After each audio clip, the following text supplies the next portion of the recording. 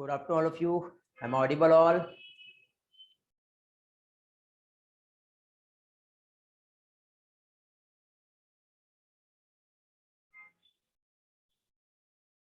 Very good afternoon. Good afternoon, Pradnya, Aditya. Good afternoon, Anushka. Good afternoon, Zanvi. Good afternoon, Nandini. Good afternoon, Tares. Swayam. Good afternoon, Sarvari, Ganesh.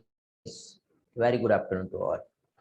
Okay, बेटा चलो तो अभी आज का session हम लोग यहाँ पर स्टार्ट कर रहे हैं। एमटीपी हम लोगों को पढ़ना है। MTP means medical termination of pregnancy. But medical termination of pregnancy के पहले हम लोगों को जो हमारा हुआ था, कहाँ तक के हो गया था लास्ट लेक्चर लोगों का, हम लोग कंट्रासेप्शन का स्टडी कर रहे थे, याद है आपको? बर्थ कंट्रोल की मेथड जो है ये हम लोग देख रहे थे। तो लास्ट लेक्चर में जो भी हुआ है एक बार हम लोग रिवाइज कर लेते हैं जल्दी से। आप लोगों को मैंने ये वाला डेटा शेयर किया होगा बेटा, लास्ट क्लास के हैंड रिटन नोट्स, या नहीं हुआ है? रिस्पॉन्स करो जल्दी से।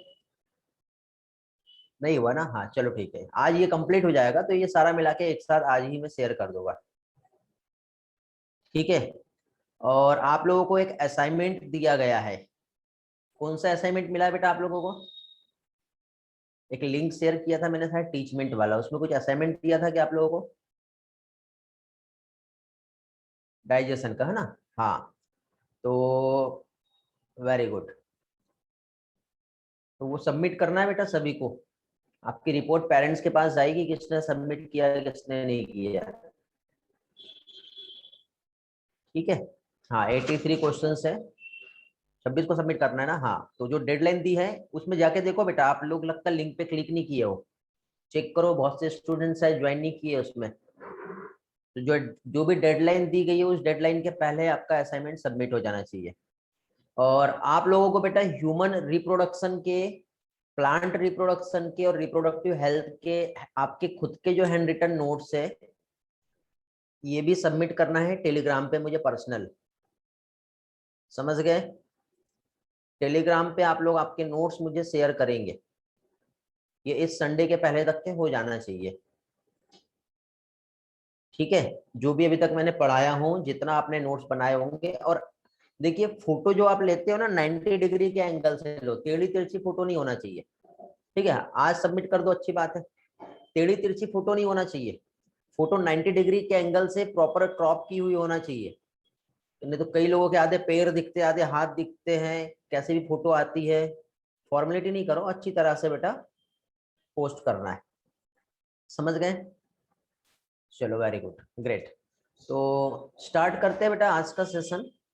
रिप्रोडक्टिव हेल्थ का हम लोग स्टडी कर रहे थे। तो रिप्रोडक्टिव हेल्थ मींस देखिए यहाँ पे इसका मैंने वीडियो जो है ये यूट्यूब पे पोस्ट किया हूँ, ठीक है? तो आप यूट्यूब से इसके वीडियो को देख सकते हो। आप आपके चाहो तो फ्रेंड्स, फैमिली, रिलेटिव्स, यदि किसी को शेयर करना चाहो तो उन्हें भी शेयर कर सकते हो, because this is a very very important chapter for all persons, not only important for only NEET, ठीक है?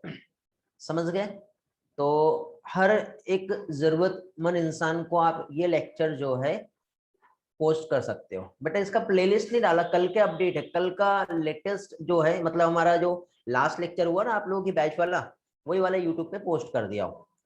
तो यहाँ पे देखिए हम लोग जो सीख रहे हैं, हम लोग क्या सीख रहे हैं बेटा? एक तो इसको सिंपल टर्म में यदि हम देखें तो इसका सिंपल मीनिंग क्या होता है, हम इसे कह सकते हैं art of love making, okay? एक तो ये भी हो सकता है, या फिर सेक्स एजुकेशन हम कह सकते हैं इसे। क्या कह सकते हैं हम लोग इसे? Sex education. या फिर जितना भी सेक्स से रिलेटेड जो है, मीन्स सेक्स करना है या नहीं करना है, या फिर कैसे करना है, कब करना है, कब नहीं करना है, सेक्स की वजह से क्या क्या प्रॉब्लम्स हो सकती है, ठीक है? कोई भी गर्ल कब प्रेग्नेंट होती है, कब नहीं होती है, ये सारी चीजें हम लोग यहाँ पर समझ रहे हैं, समझ गए? तो ये बहुत ही इंपॉर्टेंट है हर किसी के लाइफ के लिए, ठीक? आरसीएच प्रोग्राम हम लोगों ने यहाँ पे देखे थे बेटा, तो आरसीएस प्रोग्राम में सेक्स एजुकेशन इस प्रोग्राम के थ्रू पर्सन तक के पहुंचाया जा रहा है। इसी के साथ साथ यहाँ पे अब पॉपुलेशन कैसी बड़ी है ये हम लोगों ने लास्ट लेक्चर में देखे थे। एमनियोसेंटेसिस की हेल्प से क्रोमोजोमल डिसऑर्डर को हम फाइंड कर सकते हैं, एक्स क्रोमोजोम वाई क्रोमोजोम को भी हम फाइंड कर सकते हैं, आने वाला बच्चा मेल होगा या फीमेल होगा ये एमनियोसेंटेसिस की हेल्प से हम फाइंड कर सकते हैं। ठीक है, फाइंड तो कर सकते हैं बट इसको बैन कर दिया गया है सेक्स को डिटरमाइन करने के लिए, क्योंकि आपने देखे थे फीमेल फिटिसाइड का जो बहुत ज्यादा प्रॉब्लम जो सामने आया है, तो उसकी वजह से यहाँ पर क्या कह सकते हैं एमनियोसेंटेसिस की हेल्प से सिर्फ हम जो क्रोमोजोमल डिसऑर्डर है उसे ही हम फाइंड कर रहे हैं। समझ गए बेटा? बाहर का हॉर्न का साउंड आपको आ रहा है क्या बहुत ज्यादा? मुझे डोर बंद करके आना पड़ेगा बिकॉज रिकॉर्डिंग में भी जाएगा। जस्ट वेट, में थोड़ा देखता हूँ।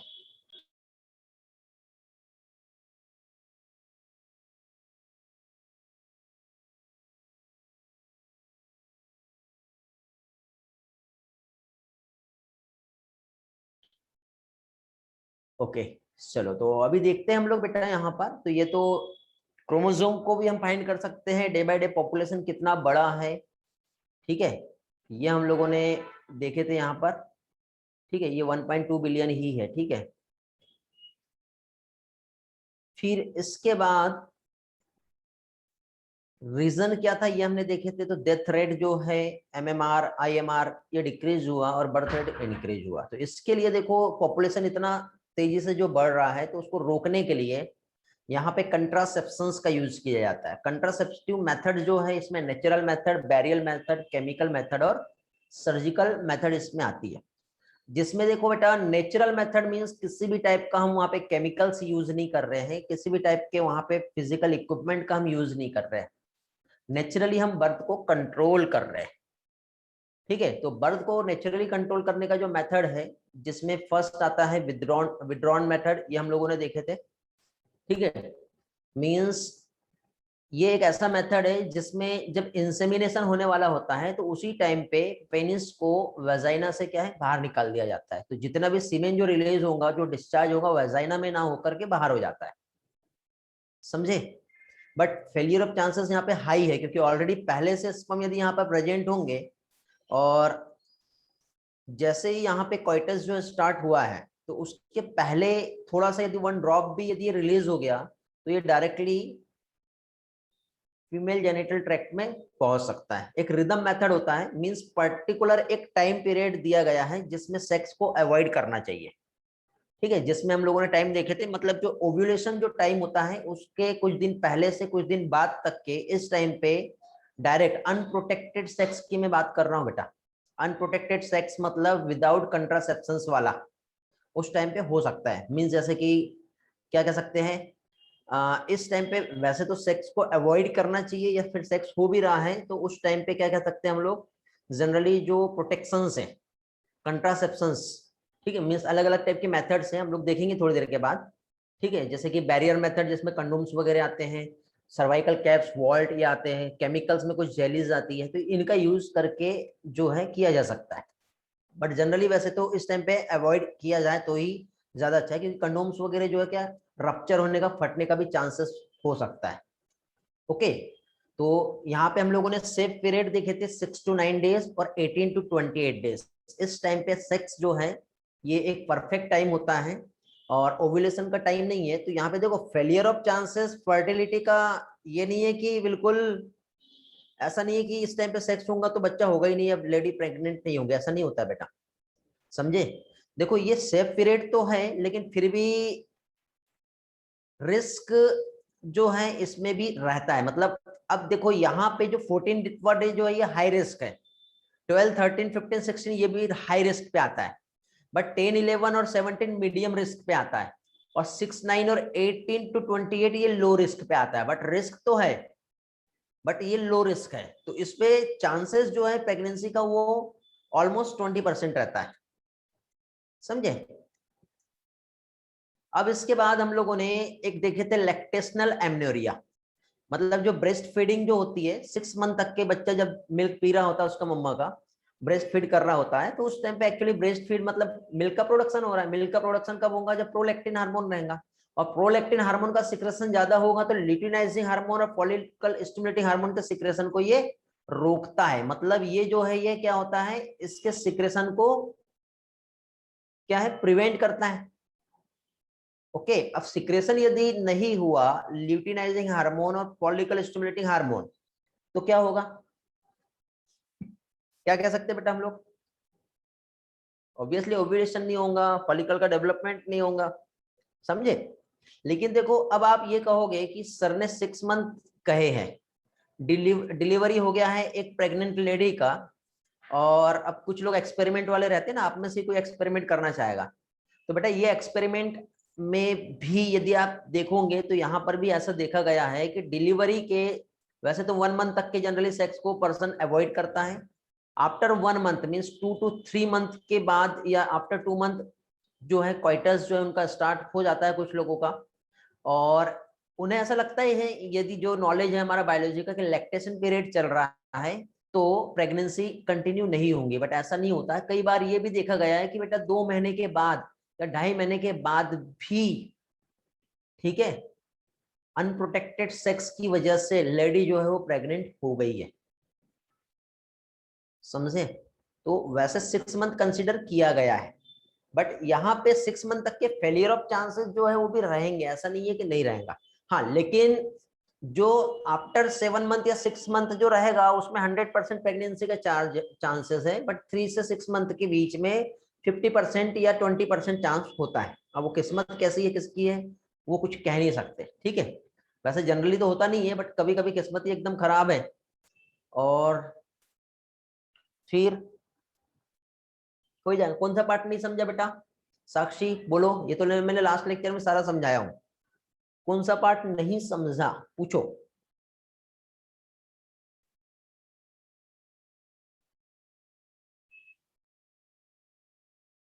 बेटा रिस्पॉन्स दो जल्दी से, नहीं तो मैं आगे बढ़ता हूं। अभी जो मैंने बोला ये बेटा, जो लैक्टेशनल एमनोरिया जो होता है, मतलब बच्चा जब मम्मा का दूध पी रहा होता है, मिल्क जो ब्रेस्ट फीड कर रहा होता है, तो डिलीवरी के बाद जनरली बच्चे 2 साल तक के पीते हैं ना, तो लैक्टेशनल पीरियड जो है जनरली 6 मंथ तक की जो ब्रेस्ट फीडिंग होती है, उस टाइम तक के जो फेलियर ऑफ चांस जो होता है सेकंड प्रेगनेंसी का, वो ऑलमोस्ट 20% या 0 भी हम कह सकते हैं। क्यों? क्योंकि उस टाइम पे मिल्क का प्रोडक्शन चाहिए, और मिल्क का प्रोडक्शन के लिए प्रोलैक्टिन हार्मोन जो है इन्वॉल्व होता है, और जब प्रोलैक्टिन हार्मोन सिक्रेट होता है तो उस वो क्या करता है, ये नेगेटिव फीडबैक देता है ल्यूटिनाइजिंग हार्मोन और फॉलिकल स्टिमुलेटिंग हार्मोन को, समझे? ये उसके सिक्रेशन को क्या करेगा, होने ही नहीं देगा। तो इस तरह से ये जो है क्या कह सकते हैं हम लोग, ये होता है। तो अब हम आगे बढ़ते हैं बेटा, हम लोगों ने एक मेथड तो देख ली, नेचुरल मेथड। अभी सेकंड मेथड हम लोग देखेंगे, और सेकंड मेथड जो यहाँ पे आ रही है जो कि क्या है, बैरियर मेथड है ये। अब बैरियर मेथड की यदि हम बात करें तो बैरियर मतलब, बैरियर मीन्स क्या होगा? बैरियर मीन्स एनी हाउ, ये यदि एग है और ये स्पर्म है, इन दोनों के बीच में कुछ तो भी ऐसा बैरियर आ गया, तो वो बोलेगा मैं जाऊंगा, ये बोलेगा मैं आऊंगा, अब कहां से कौन जा रहा है कौन आ रहा है, यहीं पे आके रुक जाएगा। तो इसे कहते हैं बैरियर मेथड। और बैरियर मेथड जो है मेल और फीमेल, क्या चीज, मेल एंड फीमेल जो है दोनों के लिए अवेलेबल है, दोनों के लिए भी अवेलेबल है, ठीक है? और बैरियर मेथड में स्पेशली जनरली हम देखें तो क्या चीज, कंडोम्स जो है, ठीक है, अब मेल और फीमेल दोनों के लिए अवेलेबल है, दोनों के लिए अलग अलग आते हैं। ये एक स्पेशल टाइप का रबर या फिर लेटेक्स सीट जो होती है, इससे बना होता है। ओके, किसका बना होता है ये? Latex seat. जनरली कॉमनली जो मार्केट में अवेलेबल है, बहुत कॉमन जो ब्रांड जनरली गवर्नमेंट हॉस्पिटल में भी जो है डिस्ट्रीब्यूट होता है, फ्रीली अवेलेबल है, जिसे कहते हैं निरोध, ठीक है?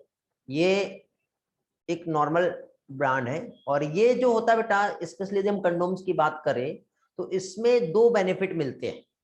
पहली चीज तो ये स्पर्म और एग की जो मीटिंग जो हो रही है उसको तो रोकता ही है, समझ गए? एग और स्पर्म की मीटिंग को तो रोकता ही है, लेकिन साथ ही साथ क्या है, जो सेक्सुअली ट्रांसमिटेड जो डिसीज है इससे भी प्रोटेक्ट करता है। ठीक है, एज इट इज ऐसे ही फीमेल कंडोम्स भी अवेलेबल है मार्केट में। कंडोम्स के अलावा फीमेल कंडोम्स जो होता है इसके अलावा डायफ्राम, फीमेल के लिए बहुत सारे ऑप्शंस है। ठीक है, क्यों? क्योंकि मेल को तो कुछ सहन नहीं करना पड़ता ना, फीमेल को ही जो है प्रेगनेंसी सहन करना पड़ता है। एक डायफ्राम आता है, उसके बाद सर्वाइकल कैप आता है। ओके, और वॉल्ट आता है। ये सब पिक्चर्स में दिखाता हूँ आपको कैसे होता है ये सारी चीजें, और कुछ एनिमेशन भी जो है मैं शेयर करूंगा आप लोगों के साथ, जिसमें आपको समझेगा कि क्या होता है और कैसे होता है ये सारी चीजें। समझ में आ गया बेटा ये वाला पार्ट? सभी लोगों को क्लियर हुआ इतना? अब यहाँ पे क्या चीज बेटा, जैसे कि फॉर एग्जांपल अब देखो इसमें यदि हम देखें, जस्ट वेट, तो क्या कह सकते हैं बेटा? देखो पहली चीज तो ये जो है, ये जो हो गया, ये हो गया वेजाइना, ये जो है ये यूटेरस, इस तरह से ये हो गया फैलोपियन ट्यूब। ओके, तो अभी क्या कह सकते हैं हम लोग, यदि यहाँ पे पेनिस जो है ये इंसर्ट किया यहाँ पर इस तरह से, ठीक है, पेनिस यदि यहाँ पर इंसर्ट हुआ तो क्या कह सकते हैं, जो पेनिस जो होता है तो स्पेशली क्या चीज, अब यहाँ से जो भी फ्लूइड जो होता है, अब वेजाइना से भी कुछ सब्सटेंस जो फ्लूइड जो होता है ये सीक्रेट होगा, और पेनिस से भी कुछ फ्लूइड सीक्रेट होगा।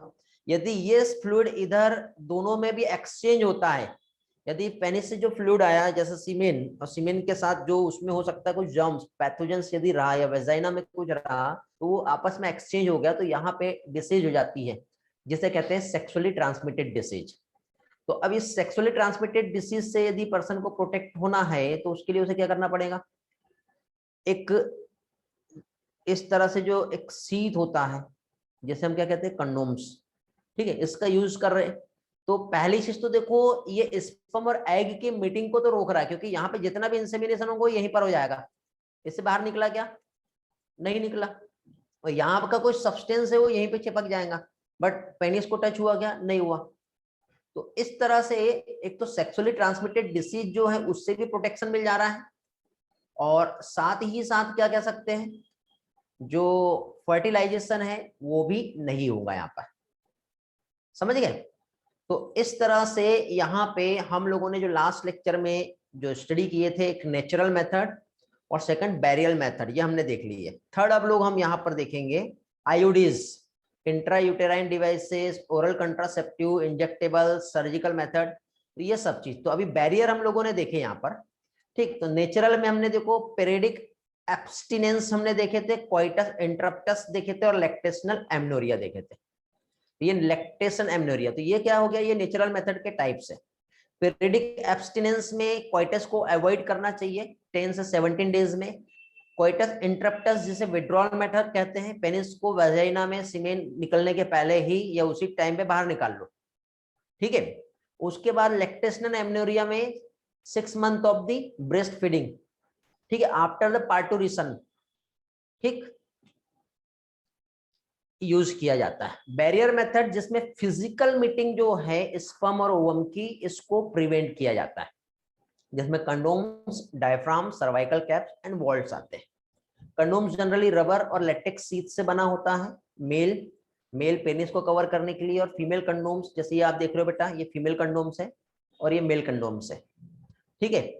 अब इसमें यदि हम देखें तो ये इस तरह से फीमेल कंडोम जो है ये ऐसा होता है, और पीछे साइड से ये ऐसा, और पीछे ये इस तरह से कैप जैसा होता है। तो ये जो कैप होता है, जैसे कि यदि हम देखें तो ये जैसे कि क्या कह सकते हैं हम लोग, ये ऐसा सर्वाइक्स है ना, ऐसा सर्विक्स, रुक जाओ गलत बन गया, तो जनरली ये ऐसा, ये सर्विक्स है, और सर्विक्स के सराउंडेड ये इस तरह से ये वेजाइना है, तो ऐसे वेजाइना में ये वाला जो बाहर का पार्ट है ये ऐसा लेकर के ये ऐसा इंसर्ट कर दिया जाता है, और ये पीछे जो कैप जैसा स्ट्रक्चर होता है ऐसा सर्विक्स में ये ऐसा लगा दिया जाता है। ठीक है, तो ये इस तरह से जो है फीमेल कंडोम का यूज होता है। तो यहाँ पे वेजाइना और सर्विक्स दोनों को क्या कर रहा है, ये कवर कर रहा है। समझ गए? तो condoms generally just before the coitus use किया जाता है। सीमेन जो होता है इसकी एंट्री को फीमेल रिप्रोडक्टिव ट्रैक्ट में जाने से रोकता है। निरोध जो है हमारे एनसीईआरटी ने दिया है, ये एक बहुत ही कॉमन पॉपुलर ब्रांड है। ठीक है, समझ गए? साथ ही साथ एड्स सेक्सुअली ट्रांसमिटेड डिसीज, इससे भी क्या कर रहा है, ये प्रोटेक्ट कर रहा है, और डिस्पोजेबल भी है ये। और इसके लिए बेटा कोई नर्स का जरूरत नहीं होता। ये देखो आप देख रहे हो यहाँ पर, इसके लिए किसी नर्स की नीड नहीं होती है। डायरेक्टली सेल्फ इंसर्टेड जो है यूज हो सकता है, ताकि यूजर्स को एक अच्छी प्राइवेसी जो है ये मिले। इसके बाद देखिए बेटा डायफ्राम, ये यहाँ पे आप लोग देख रहे हो, ये इस तरह से ये जो हो गया ये डायफ्राम।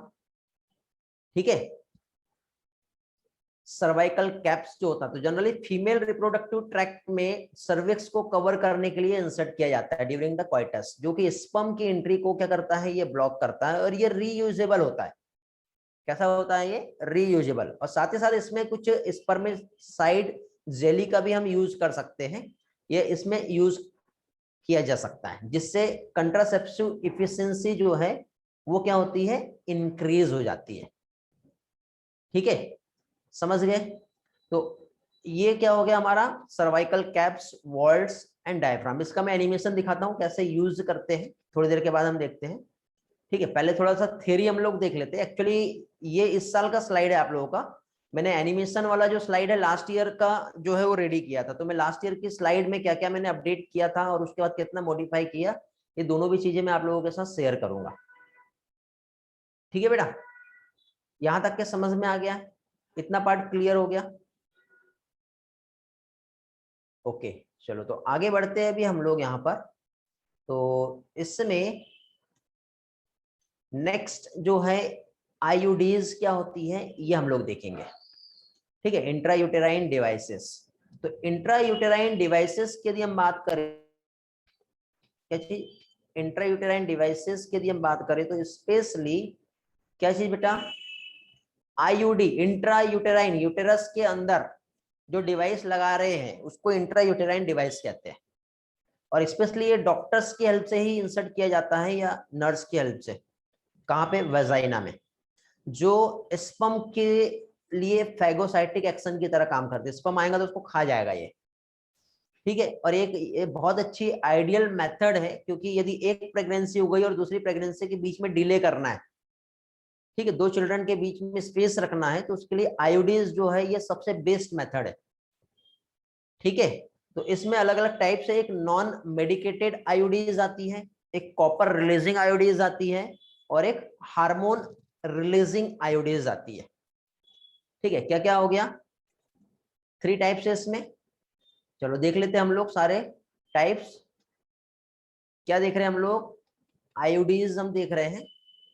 तो इंट्रायूटेराइन डिवाइसेस जो होता है, ठीक, कॉपर हार्मोन रिलीजिंग, और एक इनर्ट होता है। इनर्ट मतलब इनर्ट आयोडीज को यदि हम देखें तो क्या कह सकते हैं? डायरेक्टली, हाँ बेटा, कॉपर टी उसका एक एग्जांपल है। कॉपर रिलीजिंग जो है वो उस शेप में आता है, इसलिए। क्या क्या चैट में आ गए? कौन से पार्ट में प्रॉब्लम हुआ बेटा? तारेस पूछो, कहां से नेटवर्क का प्रॉब्लम आया आपको? पूछो। हाँ बेटा, ये इंसर्ट भी कर सकते हैं, निकाल भी सकते हैं। साक्षी, ये देखो मैं रिवाइज करवा दे रहा हूँ। क्या देख रहे थे हम लोग? कैप के बाद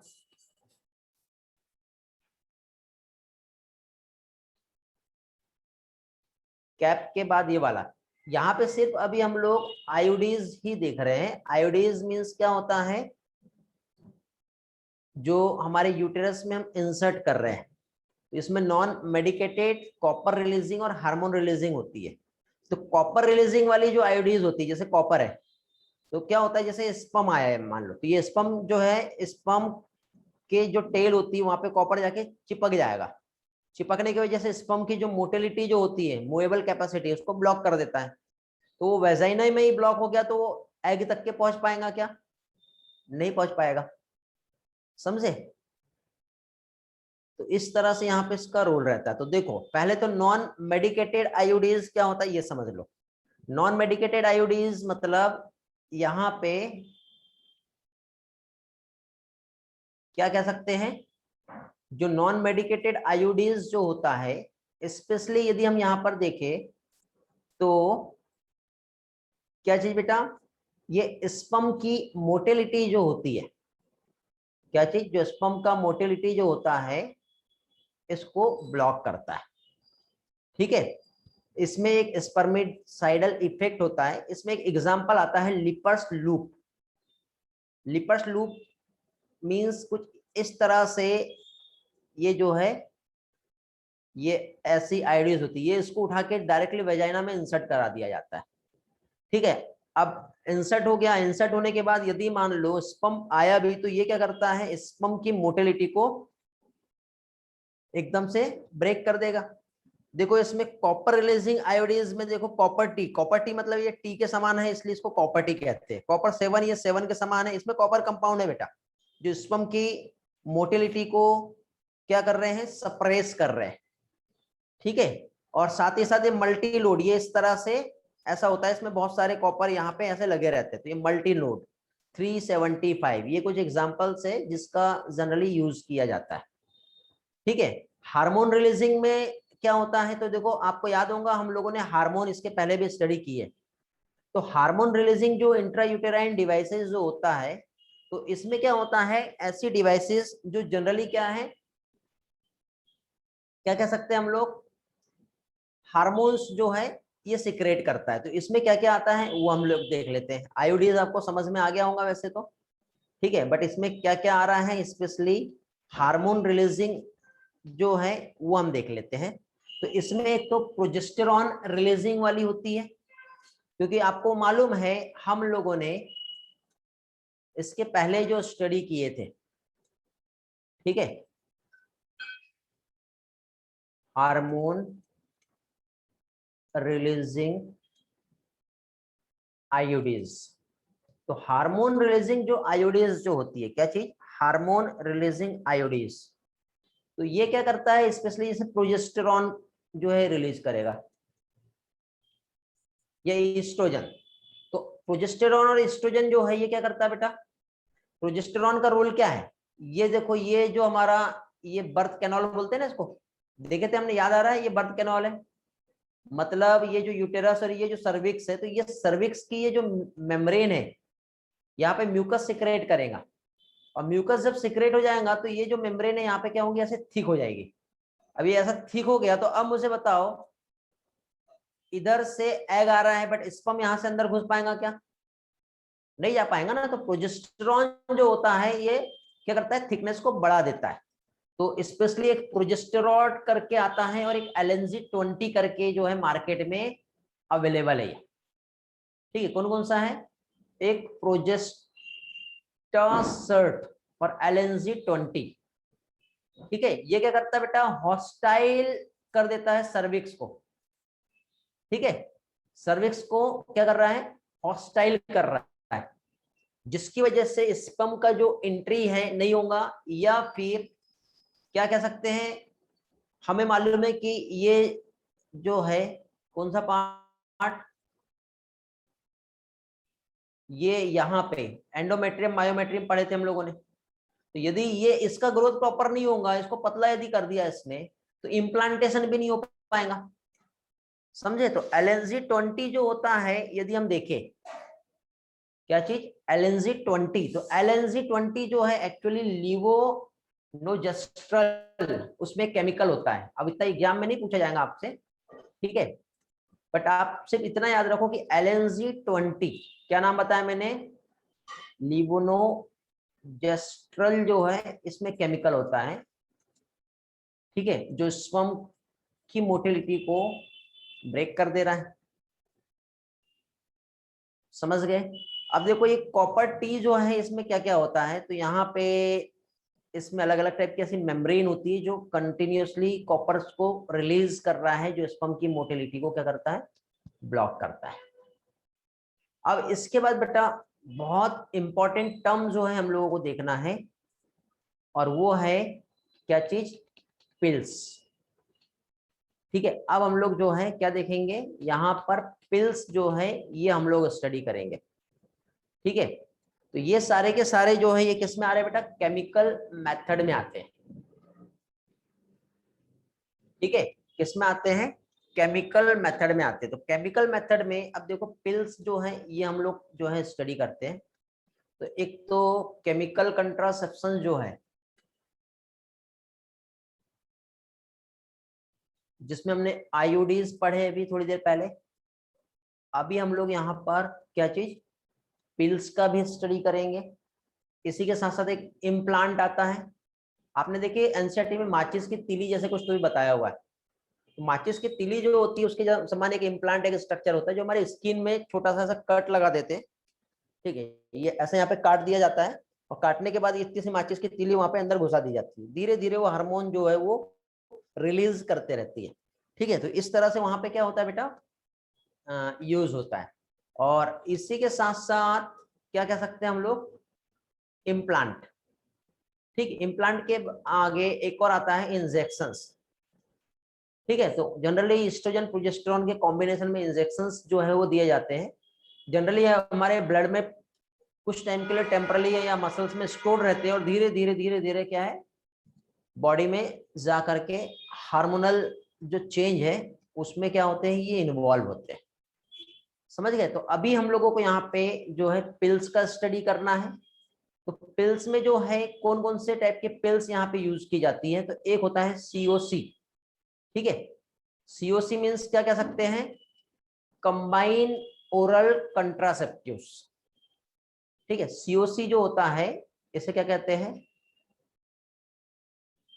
combine oral contraceptive.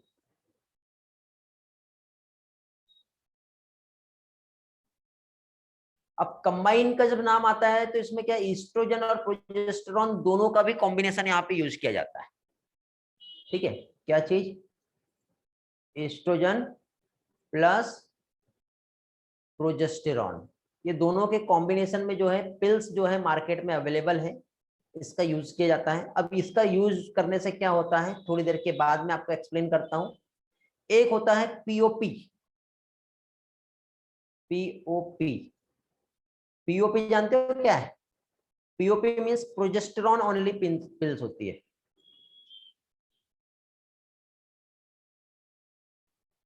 Progesterone only pills होती है। तो प्रोजेस्टेरॉन ओनली, या फिर कॉम्बिनेशन में दिया जाएगा, या फिर सिर्फ प्रोजेस्टेरॉन दिया जा रहा है। ठीक है, समझ गए बेटा। और इसके अलावा अगेन एक और है जो बहुत पॉपुलर है, जो हमारे एनसीईआरटी में दिया है, सहेली। ठीक है, ये जो है हमारा लखनऊ का CDRI, जानते हो, ड्रग रिसर्च इंस्टीट्यूट है, central drug research institute, CDRI। इन्होंने सहेली जो है इसको डिस्कवर्ड किया है। ठीक है, किसने, लखनऊ। तो यहाँ पे ये जो सहेली जो होता है इसमें यदि हम देखें तो एक स्पेशल टाइप का केमिकल सब्सटेंस होता है जिसे कहते हैं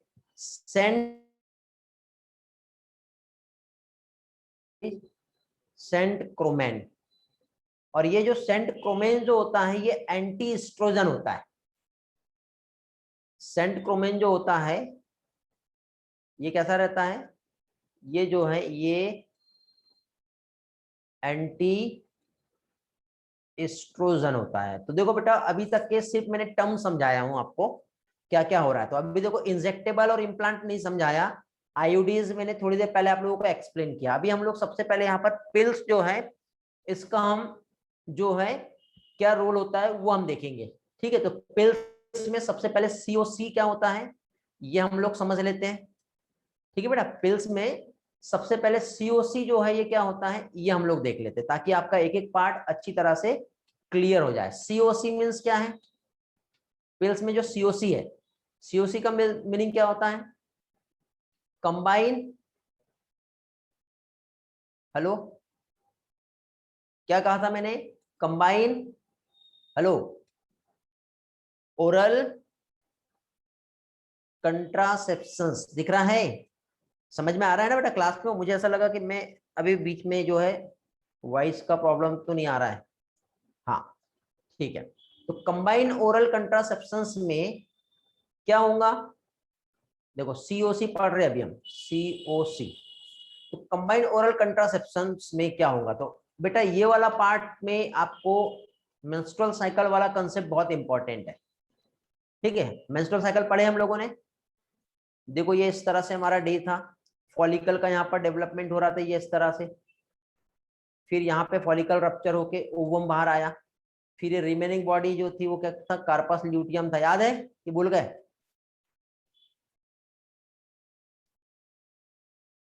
याद आ रहा है ना? तो अब देखो यहां से इस्ट्रोजन सिक्रेट हुआ, इस्ट्रोजन सिक्रेट हुआ, इधर जो है बहुत ज्यादा अमाउंट में इस्ट्रोजन सिक्रेट हुआ है, फिर यहाँ पे ओव्यूलेशन हुआ, फिर इधर क्या होगा? प्रोजेस्टेरॉन सिक्रेट होगा। तो ये तो हमारा नॉर्मल जो साइकिल होता है उस टाइम पे हो रहा है, समझे? ये जो नॉर्मल फेजेस जो है ये उस टाइम पे हो रहा है। इसके पहले ये वाला जो टाइम था हमारा 1 से लेके 5 डे, यहाँ पे तो ब्लीडिंग हुई थी। ठीक है, ये ब्लीडिंग हुई थी, फिर ये 14 डे तक के और ये 28 डे तक के का जो टाइम इंटरवल है। अब बेटा यहाँ पे देखो क्या होता है, जब लिमिट से ज्यादा एस्ट्रोजन यदि सिक्रेट होता है तब ये ल्यूटिनाइजिंग हार्मोन को जाकर के क्या करता है? ल्यूटिनाइजिंग हार्मोन को जाके क्या करता है? इंफॉर्मेशन देता है, जिससे ओव्यूलेशन होता है। ठीक, लेकिन यदि लिमिट से ज्यादा एस्ट्रोजन पहले ही सिक्रेट हो गया तो ये जो क्या कह सकते हैं हम लोग, ये जो हमारा फॉलिकल का जो डेवलपमेंट है ये इसको यहीं पे रोक देगा। ठीक है, साथ ही साथ ओव्यूलेशन को प्रिवेंट कर देगा। प्रोजेस्टेरॉन जब बहुत ज्यादा सिक्रेट होता है तो आपको मैंने फीडबैक नेगेटिव मैकेनिज्म्स पढ़ाया था, याद है? लिमिट से ज्यादा प्रोजेस्टेरॉन क्या करता है? फॉलिकल स्टिमुलेटिंग हार्मोन और ल्यूटिनाइजिंग हार्मोन के सिक्रेशन को रोक देता है। तभी तो प्रेगनेंसी मेंटेन होती है ना बेटा। जैसे प्रेगनेंसी के बाद ल्यूटिनाइजिंग हार्मोन और फॉलिकल स्टिमुलेटिंग हार्मोन सिक्रेट नहीं होते, क्यों? क्योंकि प्रोजेस्टेरॉन वहां पे सिक्रेट होता है। प्रोजेस्टेरॉन क्या होता है? प्रेगनेंसी को क्या करता है? मेंटेन करके रखता है। समझ गए? तो अब देखो ये वाला पार्ट तो आप लोगों को ऑलरेडी जो है, मैं यहाँ पे ज्यादा डिटेल में अभी नहीं समझा पाऊंगा, क्यों? क्योंकि मेंस्ट्रुअल साइकिल का लेक्चर अवेलेबल है, रिकॉर्डिंग मैंने आपको दिया हूँ ऐसे शायद तो। ठीक है, तो आप वहां पे जाइए और वहां से ही देखिए, वो वाला पार्ट आपको वहीं पे समझेगा। ठीक है, तो ये जो कंबाइन जो ओरल कंट्रासेप्शन है जिसमें प्रोजेस्टेरॉन और एस्ट्रोजन का जो कॉम्बिनेशन जो दिया जा रहा है, तो इसमें देखो क्या है? प्रोजेस्टेरॉन एक तो जो सर्विक्स जो है उसकी जो लेयर है उसको वहां पे म्यूकस सिक्रेट करेगा तो ठीक हो जाएगा, तो स्पर्म की एंट्री नहीं होने दे रहा है। ठीक है, साथ ही साथ क्या होता है? ल्यूटिलाइजिंग हार्मोन के सिक्रेशन को रोक रहा है तो ओव्यूलेशन नहीं होने देगा, या फिर फॉलिकल के प्रॉपर डेवलप, तो इस तरह से ये क्या है? ये इंटरफेयर करता है।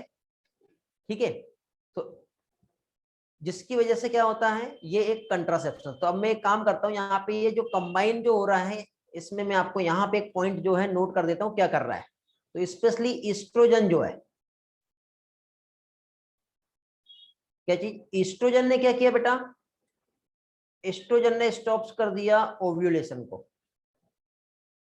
ठीक है, और प्रोजेस्टेरॉन ने क्या किया? हॉस्टाइल कर दिया यूटेरस को। ठीक है, क्या चीज? प्रोजेस्टेरॉन जो है इसने हॉस्टाइल कर दिया किसे? यूटेरस को। समझे? तो अब मुझे बताओ, ये इस तरह से ये वेजाइना है और गलती से इसके पास यहाँ पे स्पर्म आया और यहाँ पे हॉस्टाइल हो गया ऐसा, तो स्पर्म अंदर जा पाएगा क्या? नहीं जा पाएगा ना। समझे? तो इस तरह से जो कंबाइंड कंट्रासेप्शंस जो हम यूज कर रहे हैं, ओरल कंट्रासेप्शन जिसमें प्रोजेस्टेरॉन और एस्ट्रोजन का जो हम कॉम्बिनेशन यूज कर रहे हैं, ये कब कब खाना पड़ता है ये भी तो मालूम होना चाहिए।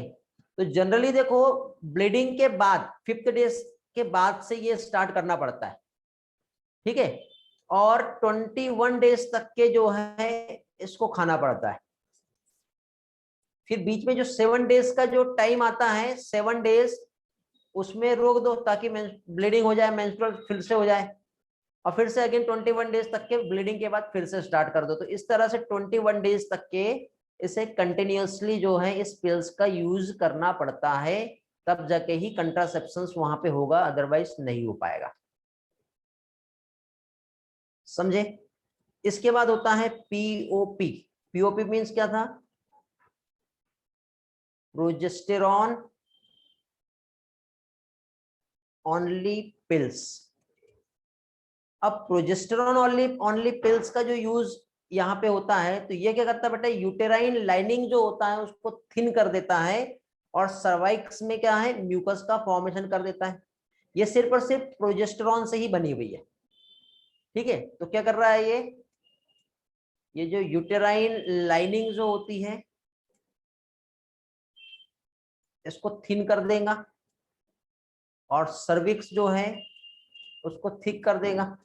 अब यूटेरस का लाइनिंग यदि थिन हो गया तो अब इम्प्लांटेशन नहीं हो पाएगा ना बेटा, क्योंकि उसको जगह ही नहीं मिलेगी अंदर घुसने के लिए। समझे?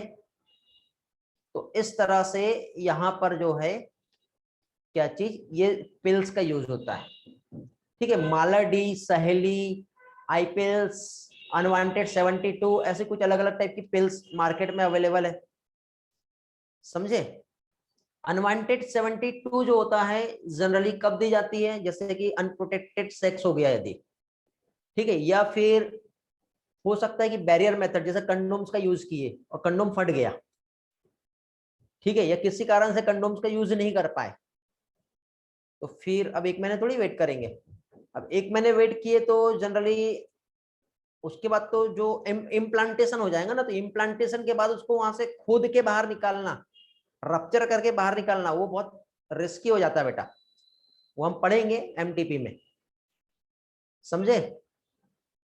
तो ऐसे टाइम पे जनरली अब इतना दिन का वेट क्यों किया जाए, जब पता है, ऐसा लग रहा है कि नहीं अनप्रोटेक्टेड सेक्स हो गया, तो उस टाइम पे अनवांटेड 72 जो है आफ्टर द सेक्स 72 आवर्स के आसपास जो है वो दी जाती है, ठीक। अनवांटेड 72 के नाम से मार्केट में अवेलेबल है, वो जनरली यूज की जाती है। तो उसमें क्या होता है, क्या होगा उसमें, स्पर्म और एग की जो मीटिंग है वो प्रिवेंट हो जाती है। सहेली मैंने आपको बता दिया, एंटी एस्ट्रोजन होता है, एस्ट्रोजन ही सिक्रेट नहीं होगा तो आपको मालूम है फिर क्या होगा, ल्यूटिनाइजिंग हार्मोन आके ओव्यूलेशन ही नहीं करेगा तो ओवम ही बाहर आएगा ही नहीं आएगा, तो ये सहेली ही हो गया, इसका रोल है। समझ गया बेटा? अब ये तो हो गया क्या चीज, क्या देख लिया हम लोगों ने, पिल्स हमने देखे। तो पिल्स में देखो एक इमरजेंसी, जो मैं भी थोड़ी देर पहले आपको समझा रहा था, एक जिसे हम क्या कहते हैं, इमरजेंसी कंट्रासेप्टिव पिल्स आती है, इमरजेंसी कंट्रासेप्शंस। तो इमरजेंसी कंट्रासेप्शंस जो यहां पर आप जो देख रहे हो, तो एक मॉर्निंग आफ्टर पिल्स के नाम से,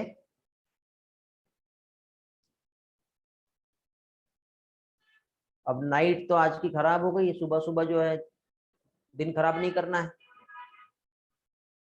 सीओसी पीओसी एक बार बताना है, नेटवर्क इशू आ गया था, न्यू हो गया था। ओके बेटा ठीक है, बताता हूँ, वेट करो। देखिए बेटा, पिल्स के साइड इफेक्ट तो हो गए, ऐसा नहीं है कि नहीं होगा, क्योंकि देखो हम हमारे बॉडी के जो नेचुरल हार्मोनल सिस्टम है उसको डिस्टर्ब कर रहे हैं। नॉर्मल देखो नेचर ने जिस तरह से क्या कह सकते हैं, जो सिक्रेशन हो रहा है उसको हम डिस्टर्ब करेंगे तो हमारे बॉडी में कुछ ना कुछ इफेक्ट तो दिखेंगे। तो देखो मॉर्निंग आफ्टर पिल्स, नाइट खराब हो गई, अब मॉर्निंग में क्या करना है हम लोगों को, तो वहां पे ईस्ट्रोजन प्रोजेस्टेरॉन जो होता है इनका कॉम्बिनेशन जनरली 12 घंटे के अंदर, वैसे तो 72 आवर्स रहते हैं जैसे अनवांटेड 72 जो मैंने आपको बताया, तो बट बेस्ट रिजल्ट देखिए जितने जल्दी लो उतना ज्यादा अच्छा है ना, क्योंकि वहां पे क्लीवेज चालू हो जाएगा ना, तो 72 आवर्स के दरमियान उसके अंदर, जैसे 24 रहा आवर्स रहा तो ज्यादा इफेक्टिव रहेगा, जितना ज्यादा टाइम बढ़ते जाएगा उतना इफेक्ट जो है वो कम होते जाएगा। लेकिन 72 आवर्स लास्ट टाइम पीरियड है। इसके बाद यदि आप सोचो कि नहीं अभी हम इमरजेंसी कंट्रासेप्शन ले सकते हैं, तो फिर टाइम चला गया। ठीक है, कुछ ऑप्शंस नहीं है।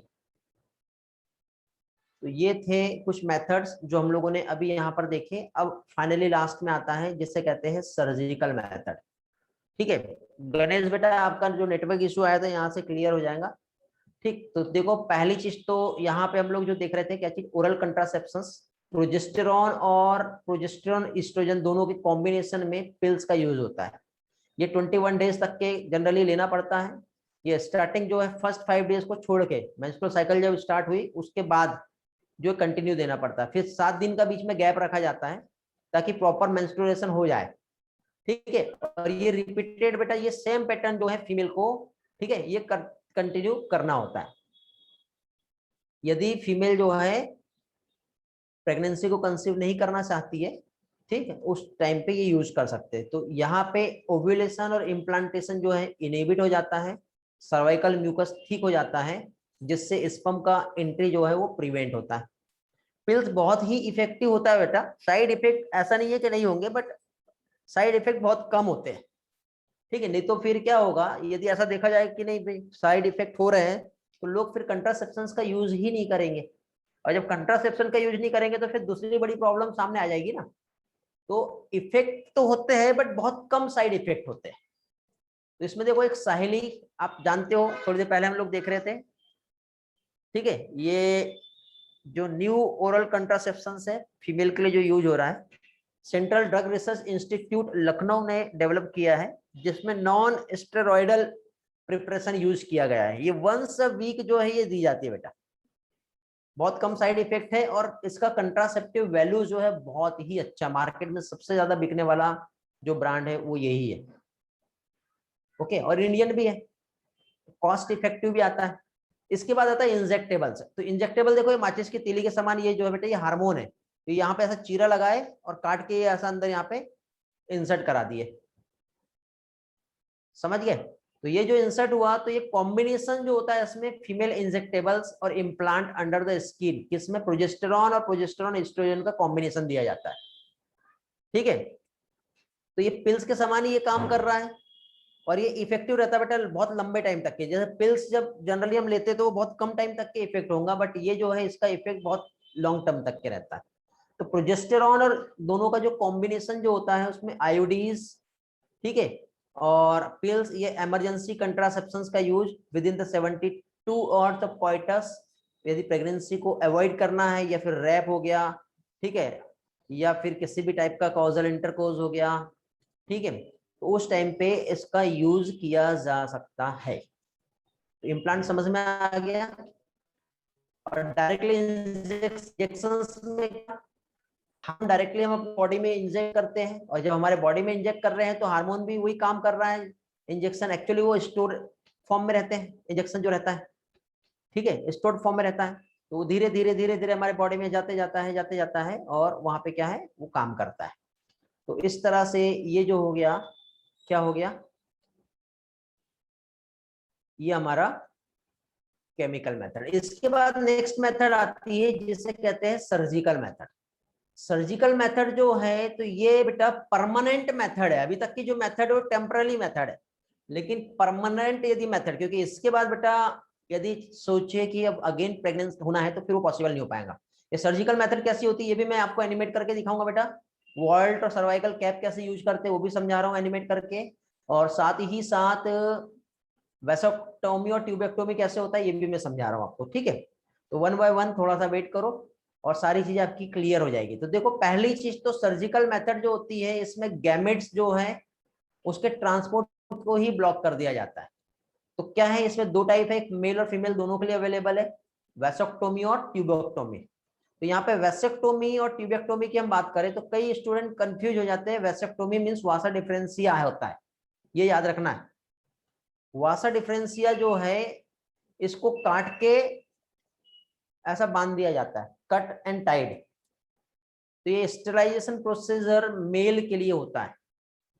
छोटा सा एक पार्ट जो है बेटा, ठीक है, वो यहाँ पे जैसे कि हमारा ये स्क्रोटल वॉल है ना, स्क्रोटल सैक, ये इस तरह से, तो यहाँ पे छोटा सा कट करके चीरा लगा के ये अंदर जो डक्ट जो होती है ना हमारी, ये इसको ऐसा बाहर निकाल लिया जाता है और ऐसा काट के उसको बांध दिया जाता है।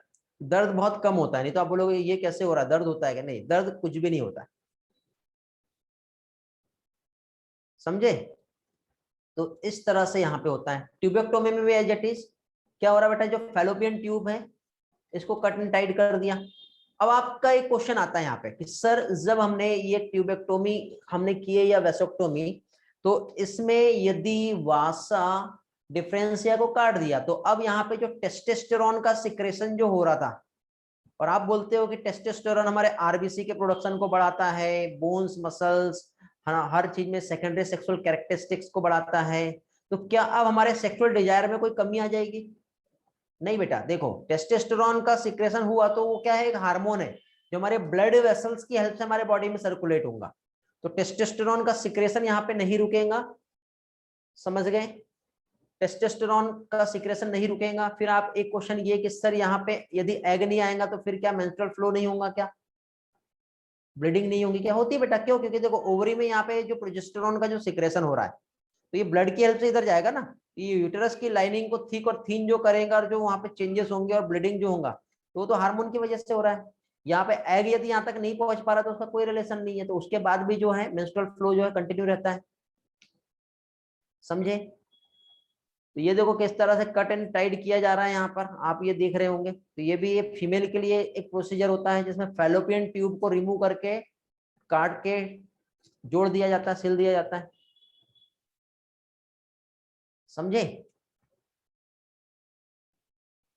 देखो स्पर्म का प्रोडक्शन तो होगा ही होगा बेटा, और इपिडिडाइमिस में रहेगा और उसके बाद वही वहां पे डिस्ट्रॉय हो जाएगा या फैगोसाइटिस कर लिया जाएगा। स्पर्म प्रोडक्शन हो रहा है बट बाहर नहीं आ रहा है, समझे? स्पर्म के प्रोडक्शन को हम नहीं रोक रहे, सिर्फ उसके पाथवे को हम ब्लॉक कर रहे हैं, समझे? अब देखो कंट्रासेप्शन यदि आप ले रहे हो तो क्या क्या हो सकता है, आपको बेचैनी सी होंगी, पेट में दर्द होगा, कभी भी ब्लीडिंग हो जाएंगी, कभी भी मेंस्ट्रुअल साइकिल होगा, ब्रेस्ट कैंसर भी हो सकता है बेटा, ये सबसे बड़ा प्रॉब्लम है। ओके, तो ऐसा नहीं कि बिल्कुल यूज करना ही है, बट जब जरूरत हो तब ही यूज करो तो ज्यादा बेटर रहेगा, समझे? तो ये जो था आज हम लोगों ने अभी यहाँ पर जो स्टडी की है। गणेश का नेटवर्क प्रॉब्लम है, क्लास ज्वाइन नहीं हो रहा होगा ना बेटा, मैंने एक्सेस दिया हूं उसे, अभी एक्सेस दिया था मैंने गणेश को।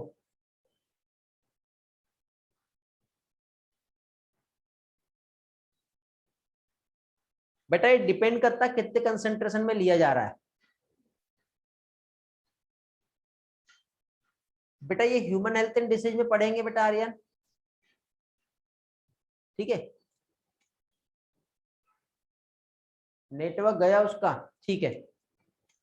हाँ अभी आप तो पढ़ो, नहीं तो उसकी वजह से आपका भी लॉस हो जाएगा, उसके लिए उसको रिकॉर्डिंग पोस्ट कर दूंगा मैं, ठीक है? चलो तो एक काम करते बेटा, मैंने लास्ट ईयर जो लेक्चर लिया था उसके लिए कुछ स्लाइड, एनिमेशन वाली स्लाइड जो है वो मैंने क्रिएट किया था। तो एक काम करता हूँ, मैं आपको स्लाइड से एक बार रिवाइज करा देता हूँ क्या क्या हम लोग पढ़े। ओके, ठीक है? क्योंकि मैंने आपको पहले कहा कि मेरे हर लेक्चर में आपको कुछ ना कुछ चेंजेस मिलेंगे। ओके, चलो तो ये लास्ट ईयर का कौन सा वाला लेक्चर है, पहले तो ये देखने दो मुझे।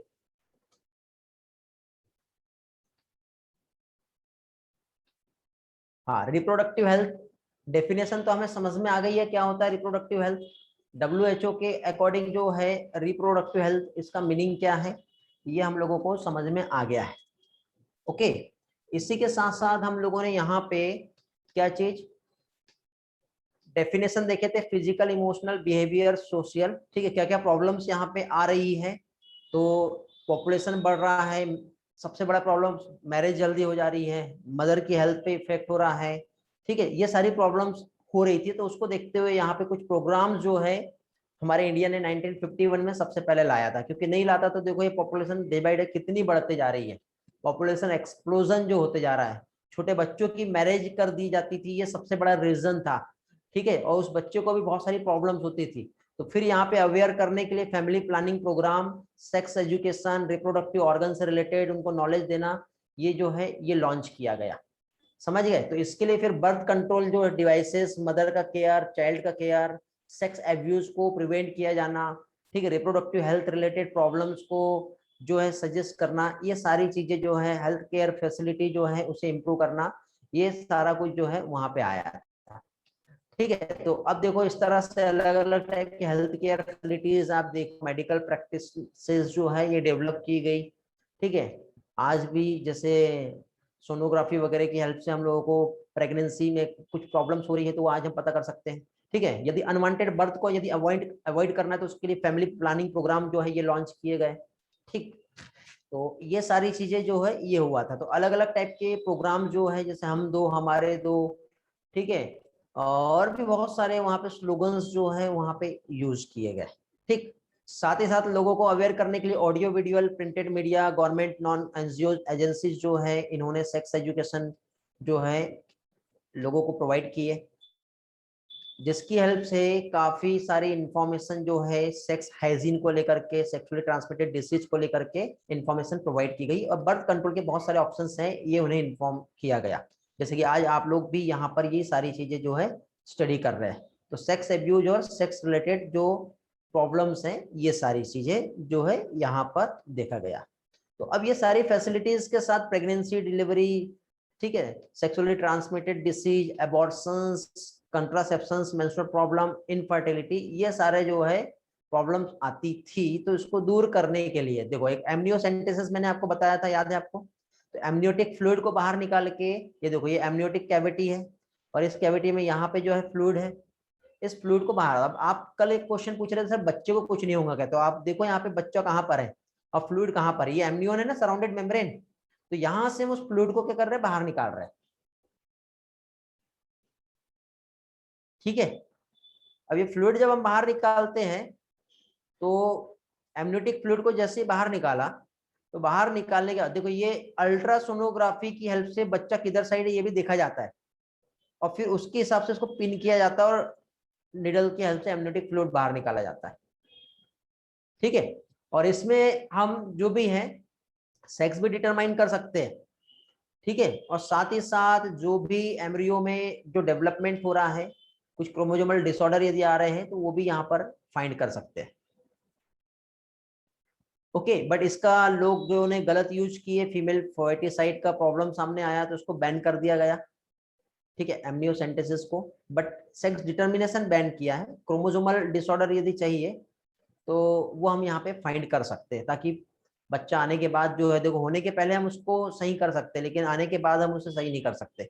क्रोमोसोमल डिसऑर्डर यदि है तो एम्ब्रियोनिक डेवलपमेंट के टाइम पे ही उसे क्योर किया जा सकता है, या ज्यादा बड़ी प्रॉब्लम है तो उस टाइम पे फिर एबॉर्शन का एक ऑप्शन यहाँ पर दिया जाता है। तो एमटीपी हम लोग आज तो नहीं, बट नेक्स्ट लेक्चर में हम लोग स्टडी करेंगे। ठीक है, क्योंकि आज तो ऐसी टाइम हो गया।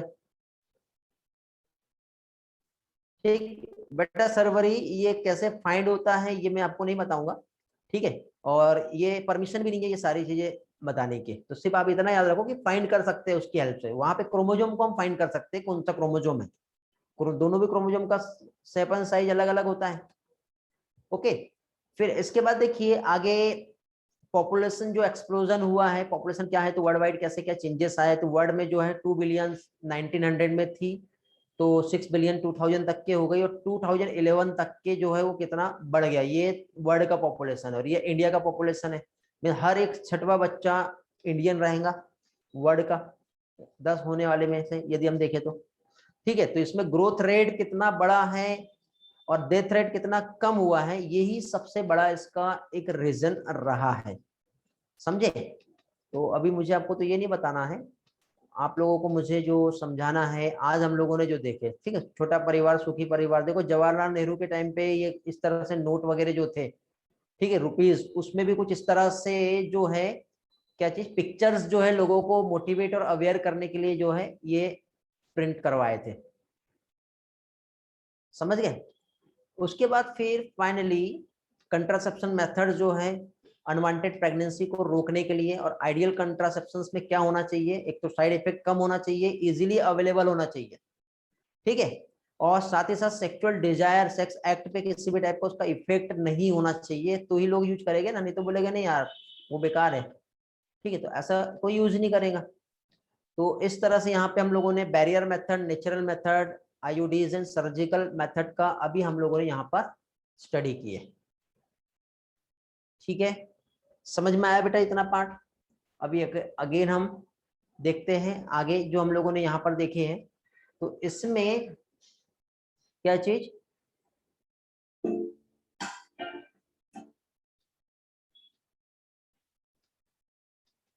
हाँ, तो कंट्रासेप्शंस पे आते हैं हम लोग।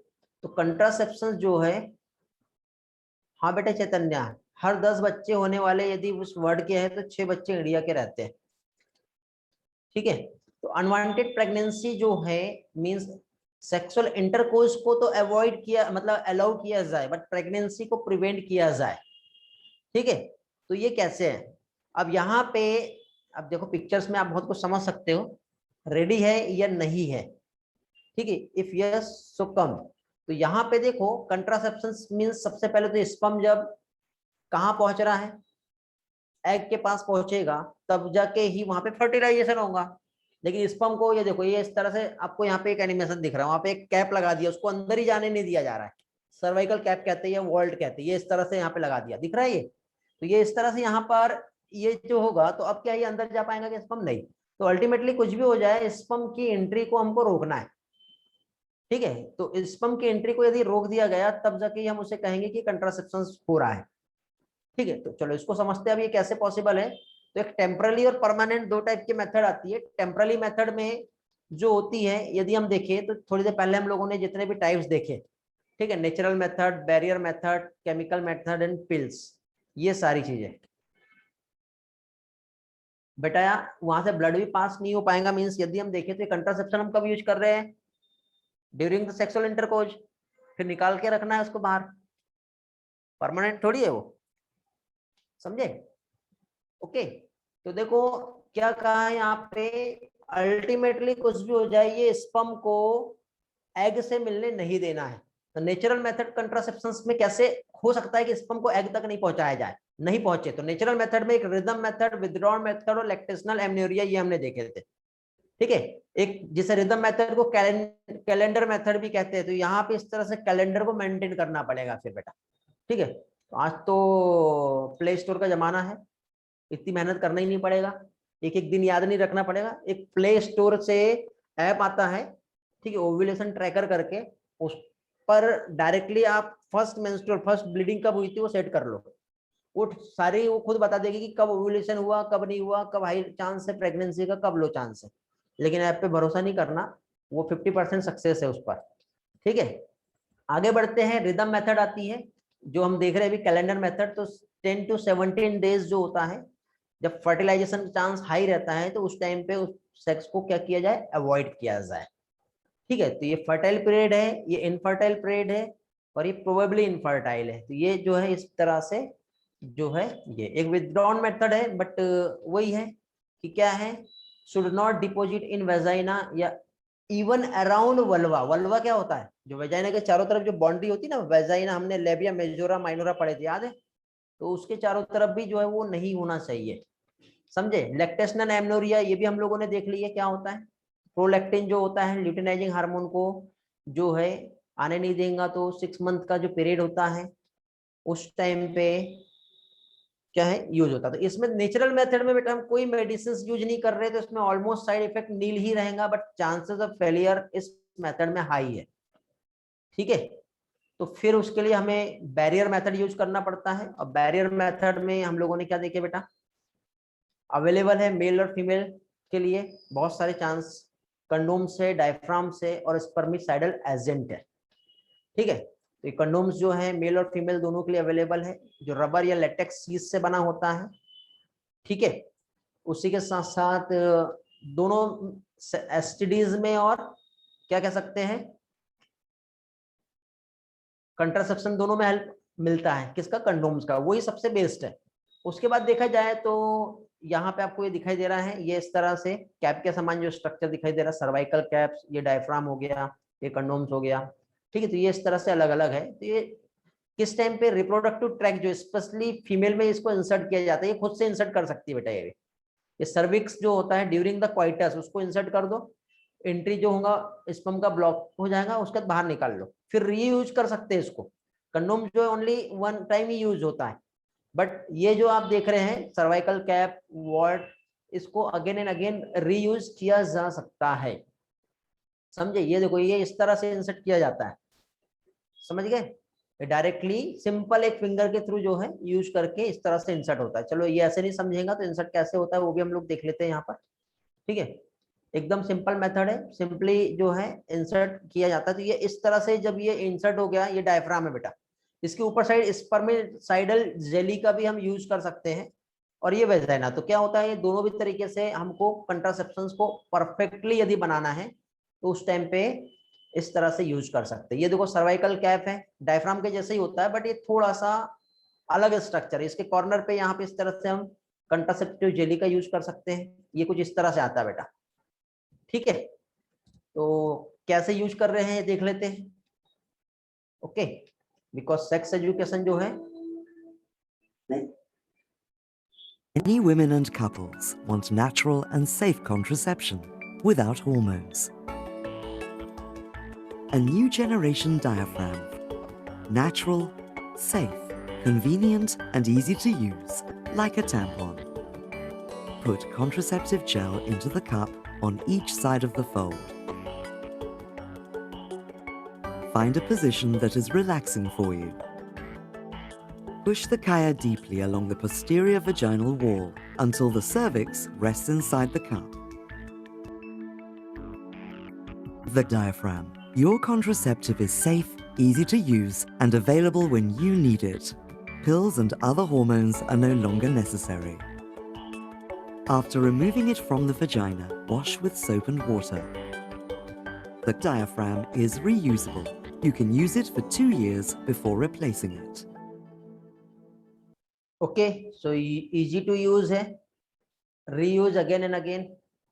ठीक है, इसके बाद नेक्स्ट स्पर्मिसाइडल एजेंट जो है, creams, jellies, foams, vaginal tablets जो है ये अवेलेबल है, जो कंट्रासेप्शन इफिशिएंसी को बढ़ाता है। ठीक है, इसमें देखो बोरिक एसिड, जिंक सल्फेट जो है, ये भी कुछ केमिकल्स स्पर्म को क्या है किल करने के लिए यूज किए जाते हैं। फिर हमने इंट्रायूटेराइन डिवाइसेस देखे बेटा, स्पेशली ये खुद यूज नहीं कर सकते, एक्सपर्ट नर्स और डॉक्टर्स का ही यूज करना होता है, उनके थ्रू ही इंसर्ट करना पड़ता है वेजाइना में।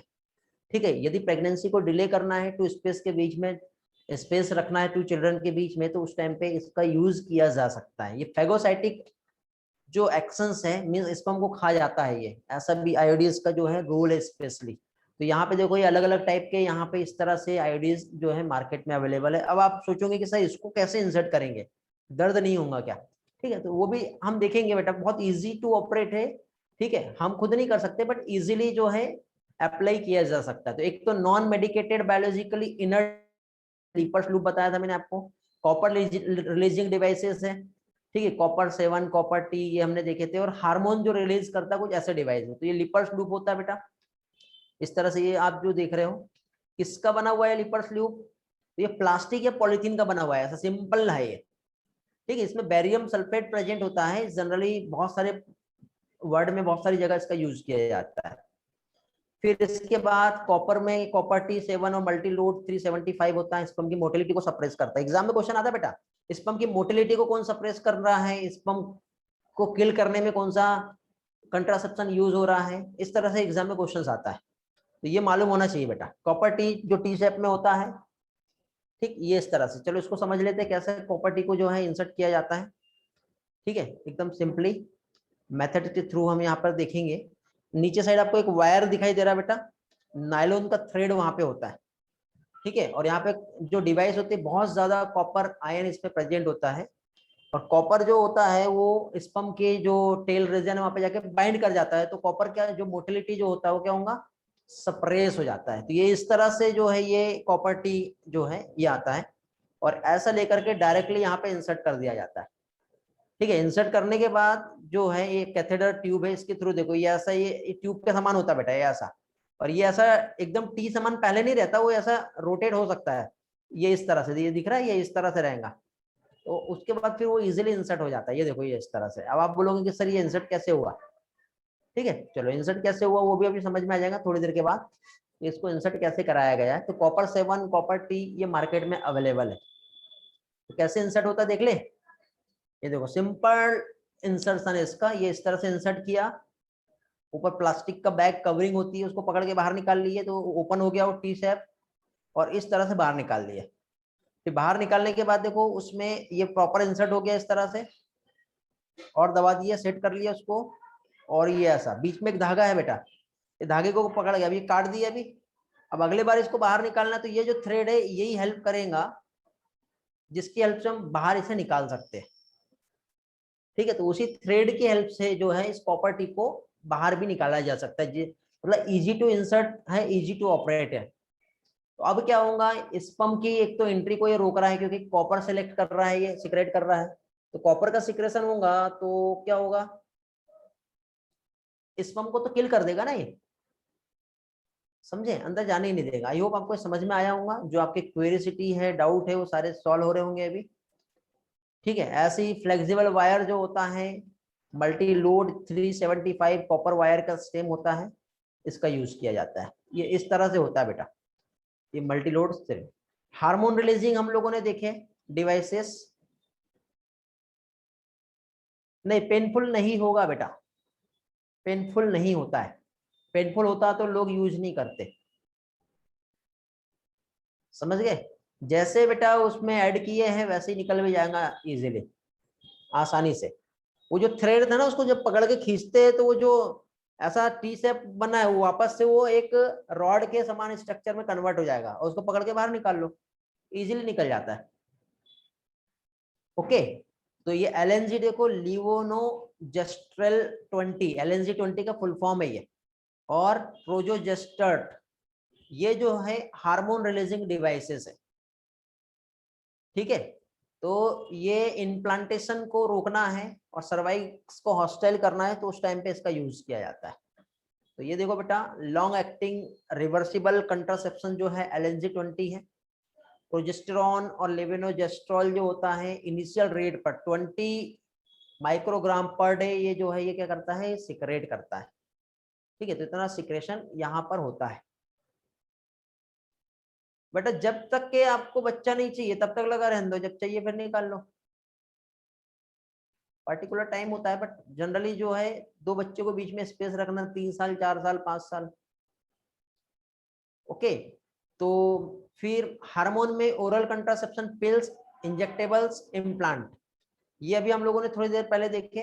तो माला डी जो होता है देखो, इसमें लेवेनोजेस्ट्रल्स और क्या है, इथिनिल, क्या है, ये टेबलेट्स है, फेरस फ्यूमरेट टेबलेट्स जो होता है, जिसका जनरली यूज होता है, मतलब इसमें प्रोजेस्टेरॉन और एस्ट्रोजन का कॉम्बिनेशन होता है, ठीक है। बहुत ही पॉपुलर है, टेबलेट और पिल्स के फॉर्म में मिलती है। ये पिल्स जो है जनरली डेली भी ले जा सकती है, 21 डेज तक के डेली लेना पड़ेगा। कुछ वीकली वाली होती है, जो मैंने अभी आपको थोड़ी देर पहले सहेली जो बताया, ठीक है। और ये 7 डेज तक के जो है रोक दो, तो वहां पे ये इस तरह से प्रोजेस्टेरॉन ओनली पिल्स जो है इसका यूज होता है। तो एक से लेके, एक तो छोड़ दो, जनरली 5 डेज से स्टार्ट होता है, 21 डेज तक के लेना पड़ता है। 7 डेज के लिए छोड़ दो, फिर ब्लीडिंग हो जाएंगी, फिर कंटिन्यू करो।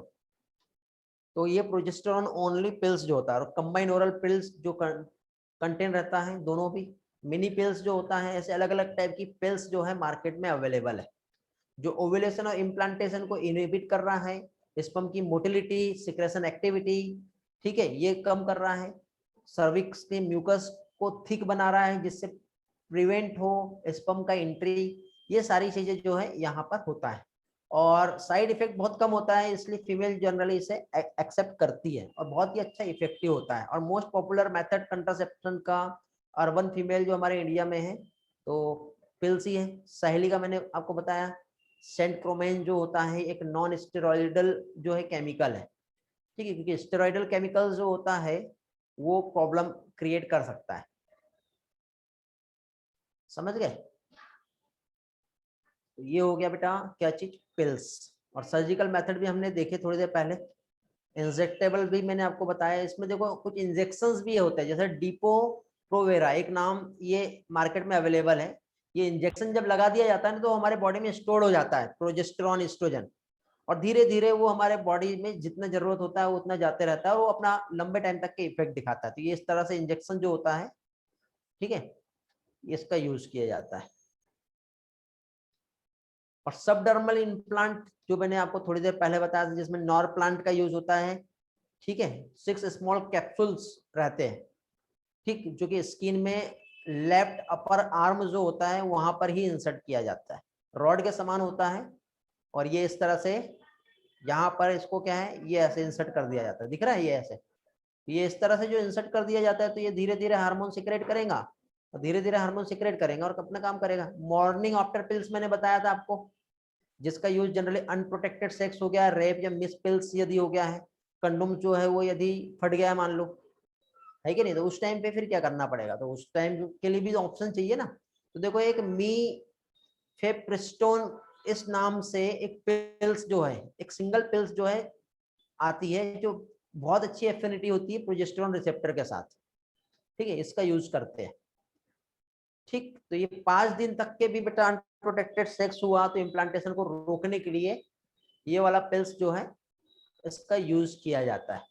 और अनवांटेड 72 जो है मार्केट में अवेलेबल है, आई पिल्स आपने देखे हो, ये दोनों भी इमरजेंसी कंट्रासेप्शंस हैं जो यूज होती है। साइड इफेक्ट थोड़ी देर पहले मैंने बताया हूँ, इसलिए खुद से मार्केट में जाके मेडिसिन लेके यूज नहीं करना, प्रॉपर कंसल्टेशन क्वालिफाइड मेडिकल जो प्रोफेशनल्स है उससे ही लेना, ठीक है। मे भी आपको ये सब समझा दिया हूं तो ये जस्ट एक एजुकेशन पर्पस और नॉलेज पर्पस के लिए ही है, ठीक है, एक इंफॉर्मेशन मैं आपको प्रोवाइड करा रहा हूं, मैं ये नहीं कह रहा कि आप ये सारी चीजें इनका यूज करो, समझ गए। तो बी सेफ, बी हैप्पी, ठीक है, ये सारा जो है सिर्फ नॉलेज के लिए अच्छा है, इस पे एक्सपेरिमेंट नहीं करना है आप लोगों को। और आई होप आपको ये सारी चीजें जो है समझ में आ गया होगा, ठीक है। ठीक है बेटा, तो एंड करते हैं बेटा।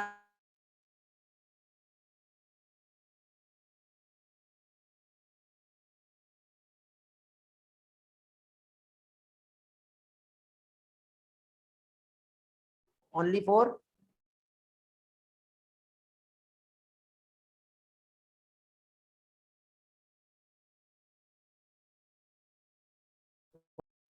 इस पे एक्सपेरिमेंट नहीं करना है आप लोगों को। ये लास्ट ईयर की स्लाइड्स थी बेटा, जिसमें से मैंने आप लोगों को सारी चीजें जो एक इन्फॉर्मेशन प्रोवाइड किया हूँ, और इस साल के भी स्लाइड से मैंने आप लोगों को समझा दिया हूँ। तो आई होप आपको हर चीज अच्छी तरह से समझा होगा, एक एक पार्ट आपका अच्छी तरह से क्लियर हो गया होगा। आगे आने वाले लेक्चर्स में फिर हम, ये इस साल की स्लाइड है, ये भी मैंने आपको समझा दिया। देखिए ये कंटेंट थ्योरी डेफिनेशन सेम है, थोड़ा सा पिक्चराइजेशन बदल गया है और बाकी सारी चीजें चेंज हो गई है। किसी में एनिमेशन ज्यादा ऐड कर दिया बट उसमें टाइम वेस्ट होता है, इस बार एनिमेशन कम ऐड किया गया है, समझे। एनिमेशन में जो स्लाइड शो होते हैं ना उसमें एक एक वर्ड वो भी बहुत टाइम वेस्ट कर देता है।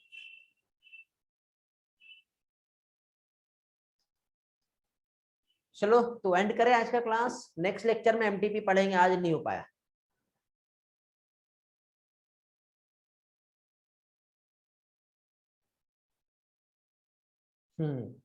हाँ बेटा, अब देखिए हर टाइम कुछ ना कुछ चेंज तो होगा, ठीक है, प्रेजेंटेशन में चेंज मिलेगा, कंटेंट एक्सप्लेनेशन कंसेप्ट सेम रहेगा।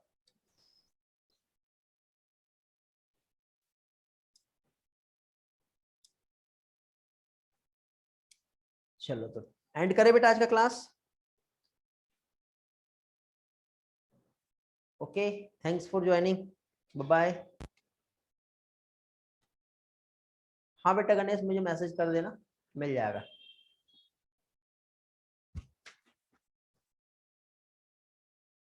एमनियोसेंटेसिस से सेक्स क्रोमोसोम पता चल जाता है बेटा, एक्स और वाई क्रोमोसोम है कौन सा है नहीं है, उससे सेक्स डिटरमिनेशन हो जाता है।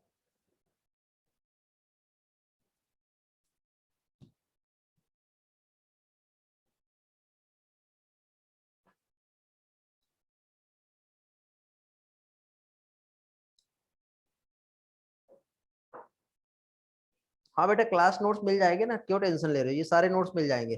बेटा देखो पीपीटी वाले जो नोट्स है आजकल आप लोगों को ऐसे ग्रुप में डायरेक्टली पोस्ट नहीं होगा, ग्रुप में सिर्फ लिंक आएगा। टीचमिंट ऐप जो मैंने आपको फॉरवर्ड किया था उसको ज्वाइन कर लो आप सभी लोग, आपको सारे नोट्स वहीं पे मिलेंगे। ह्यूमन रिप्रोडक्शन की स्लाइड वहां पे अवेलेबल है, सारी स्लाइड अवेलेबल है, वहां से आप देख लो।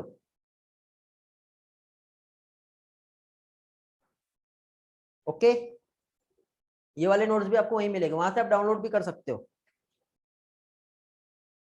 क्योंकि वहां पे एक प्रॉपर फॉर्मेट में प्रॉपर सीक्वेंस में रहेगा। आप आज नहीं 1 साल के बाद भी वहां से देख सकते हो, तो आपको कंफ्यूजन नहीं होगा। नहीं तो व्हाट्सएप में आप स्क्रॉल करके ऊपर जाओगे तो आपको ही नहीं पता रहता कौन से नोट्स कहाँ चले गए। वहां पे चैप्टर वाइज आपको सीक्वेंस से नोट्स मिल जाएंगे। ओके चलो एंड करते हैं। कहाँ ज्वाइन करना हो, लिंक दिया ना बेटा मैंने, जो असाइनमेंट वाला लिंक दिया ना उसी में देखो स्टडी मटेरियल, असाइनमेंट, टेस्ट वो सब मिलता है आपको। जो मैंने आपको डाइजेशन का असाइनमेंट भेजा हूँ उसी में आपको मिल जाएगा। तो वो जरूरी नहीं कि मैं आपको हर बार लिंक भेजूँ, जब भी यहाँ पे कोई चीज पोस्ट हुआ ना तो आपको ऐप का नोटिफिकेशन मिल जाएगा क्या पोस्ट हुआ है, वहां पे आप ज्वाइन कर सकते हो, ले सकते हो।